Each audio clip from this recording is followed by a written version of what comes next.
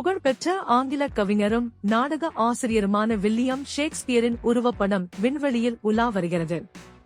அவரின் முதல் படைப்புகள் வெளியிடப்பட்டு 400 ஆண்டுகளை கொண்டாடுவதற்கு அந்த ஏற்பாடு செய்விருது பெற்ற இயக்குனர் ஜேக் ஜூவர்ஸ் ஷேக்ஸ்பியரின் மிக பிரபலமான சில படைப்புகளை தழுவி உருவாக்கிய 6 குறும்படங்களும் விண்வெளிக்கு அனுப்பப்பட்டுள்ளன.